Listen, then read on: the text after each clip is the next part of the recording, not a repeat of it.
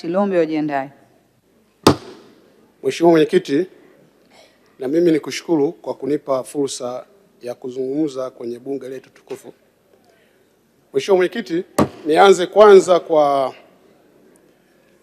kumshukuru sana, kumpongeza sana Mheshimiwa Waziri Mkuu kwa hotuba nzuri ya kibajeti, lakini vile vile ya mwelekeo wa kisera kwa serikali.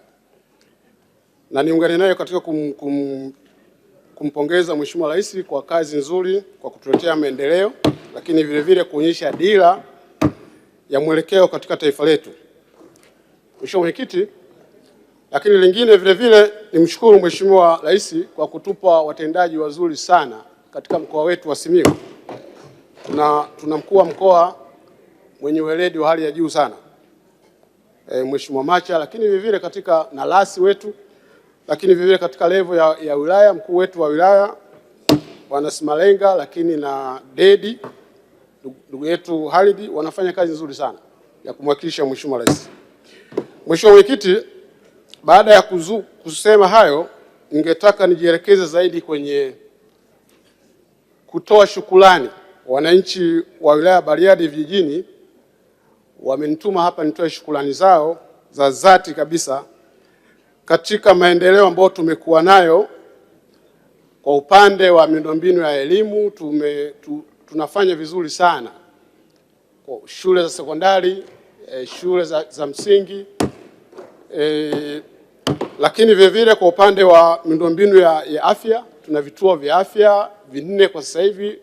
Tunajua kwamba sera ya serikali ni kuwa na kituo cha afya kwa kila kata, lakini tunaamini tumeanza na mwanzo mzuri. Tuna vituo 4 sasa hivi ambao vimekuwa registered, lakini kuna vingine viwili vinajengwa, na tuna zahanati 40. Ukiangalia katika kata zetu 21 unaweza kuona kwa karibu kila kata ina zahanati 2, lakini huo ni mwanzo mzuri. Tunaamini kwamba maendeleo ni hatua.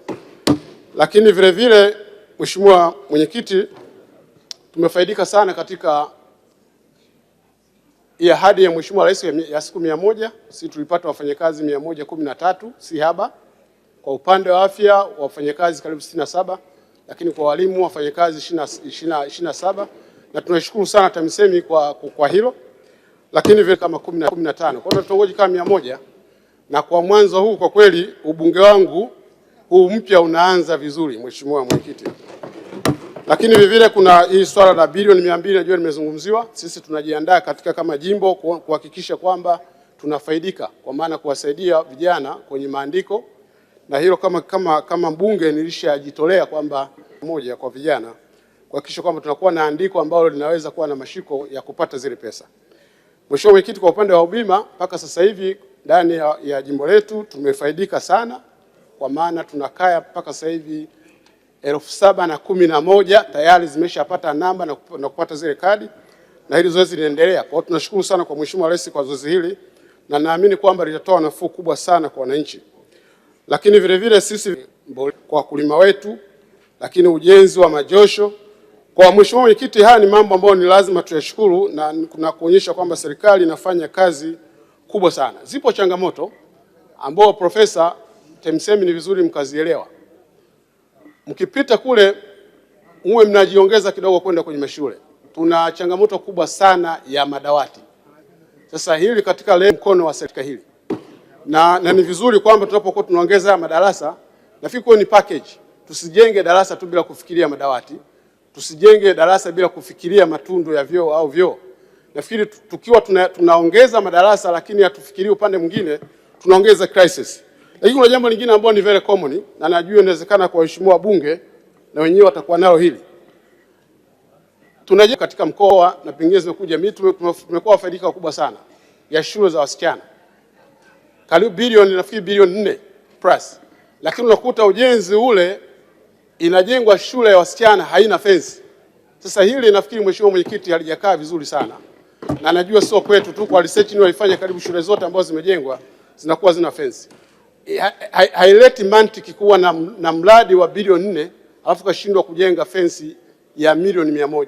Kitu ambacho kingeweza tu kukua negotiated humo ndani katika ujenzi kwa kandarasi ambao ni wazao wakalifanyia hilo. So Mheshimiwa Mwenyekiti, kama nilivyosema kwamba speech hii ni na mwenzangu ametangulia mheshimiwa mbunge, inatoa mwelekeo wa kisera, lakini vile kwa maana ya bajeti ya kwanza katika utekelezaji wa dira yetu 2050 na ndio mwanzo wa kuanza kuendea uchumi wa trilioni 1. Sasa mheshimiwa mwenyekiti, hili ni jambo kubwa sana katika taifa letu ambalo tumejiwekea shabaha, na ni lazima hata katika tunavyofikiria katika utendaji wetu au katika approach yetu ya kufikiria namna tunavyoweza kufanya kazi ibadilike. Kwa mfano upande wa barabara, najua sasa katika kwa maana ya ngazi ya mikoa tunaunganisha, tumebakiza sehemu ndogo sana, lakini vizuri vile vile sasa wakati tunasema tuunganishe wilaya na mkoa, ni vizuri vile vile kama taifa tukajielekeza kufungua zile barabara ambazo zinaunganisha kanda. Kwa sisi watu wa Simiyu tuna barabara ambayo imetajwa na mheshimiwa hapo, ambayo inatokea Magu kwa maana ya Salama, Nguliati, nenda Itilima, Ngwandoya, Kisesa, Meatu, na kwa ndugu zetu Singida kwa mheshimiwa waziri mkuu Ilamba. Hii barabara sio tu ni kwa Simiyu, unazungumzia Mara, Mwanza, Simiyu, Shinyanga, Singida, lakini inaenda kuunganisha vivyo na kaskazini. Kwa hiyo ni barabara muhimu sana, na najua kwa upande wa kusini wenyewe na barabara zao ni muhimu sana, tukajielekeza kufungua kanda kwa ajili ya kiuchumi. Mheshimiwa mwenyekiti, jambo lingine ambalo nataka nizungumzie hapa ambalo nimezungumzwa na waheshimiwa wengi ni hili swala la mafuta.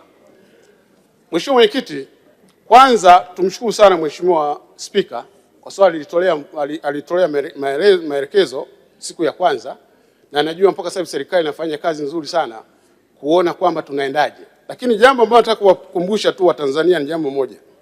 Swala la mafuta likuanza leo. Mwaka 1951 mpaka 1954 tulikuwa na crisis ya mafuta. Kwa wale ambao wanasoma historia, nilikuwa sijaelewa wakati, lakini historia inaonyesha kwamba kulikuwa na Badani crisis. Kulikuwa na tatizo kubwa sana. Mwaka 1973 tulikuwa na crisis ya mafuta kwa ajili ya nchi za OPEC, kulikuwa na mgogoro mkubwa sana na Marekani.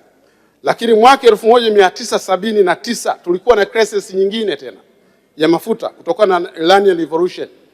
Lakini mwaka 1990 kwa wale ambao wanafuatilia historia, tulikuwa na mambo ya Kuwait, Iraq kuivamia Kuwait. Tulikuwa na crisis nyingine. Miaka ya 2000 tulikuwa na crisis kati ya 2003 mpaka 2008. Lakini mwaka 2021-2023 tulikuwa na COVID, baadaye vita Ukraine vikaongeza tatizo hilo. Na sasa hivi tuna tatizo hili la Israeli, Marekani. Sasa mheshimiwa mwenyekiti, nachotaka kusema ni nini hapa? Crisis ni namna tunaweza kuchukua, lakini inatupa mwanya wa kufikiria tofauti.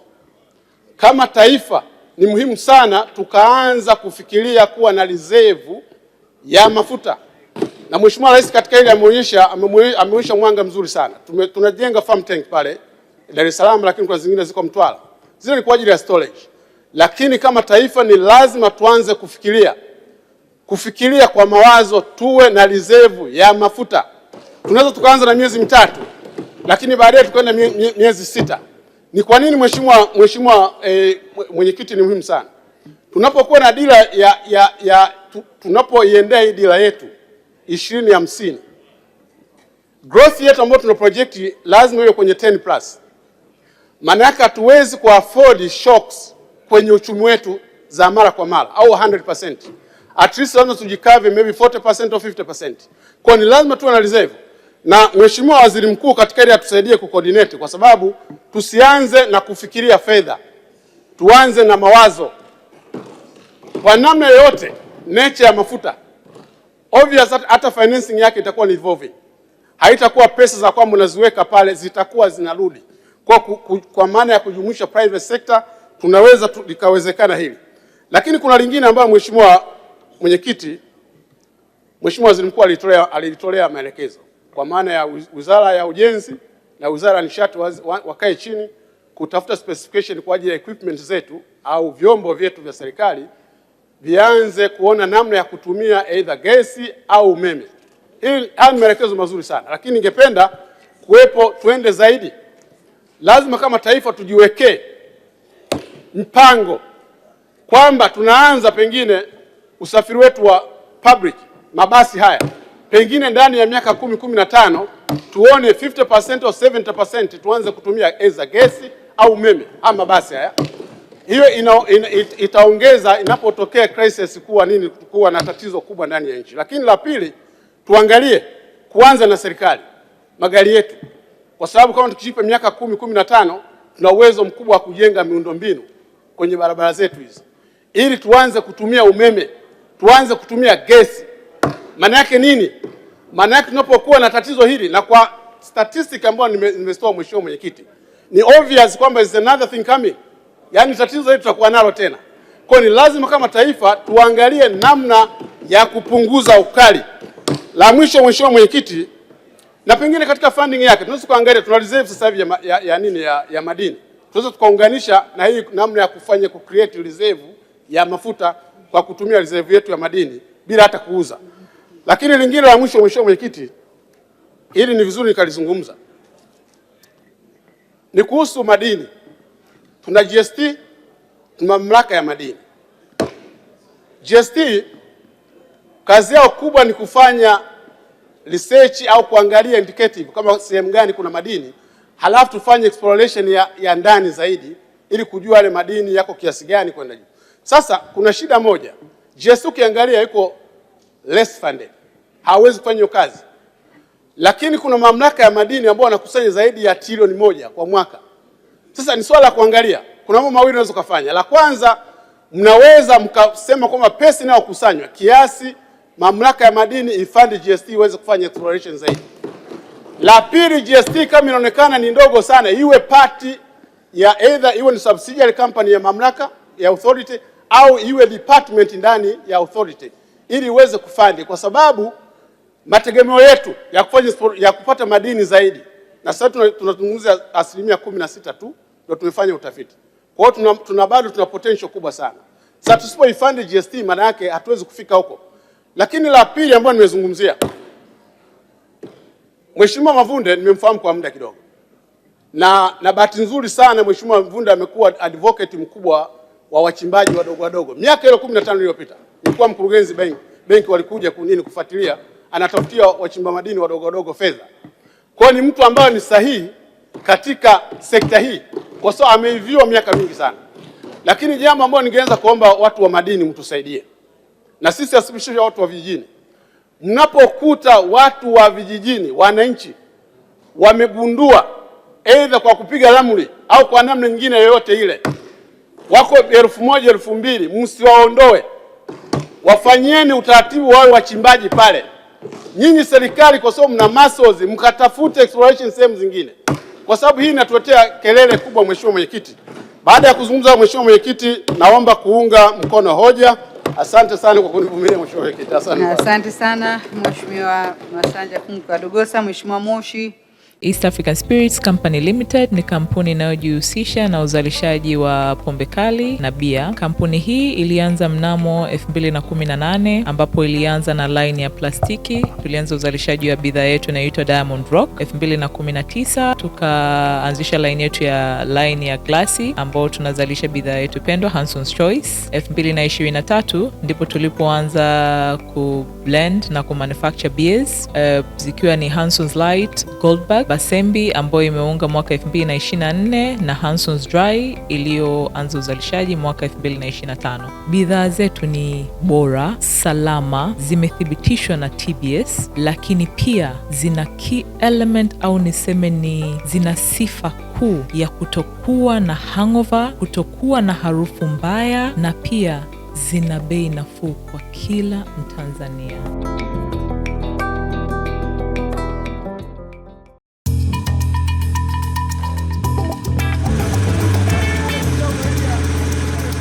Kutoka ndani ya kina cha ardhi, kazi ni jasho, kazi ni bidii, kazi ni uthubutu wa kweli.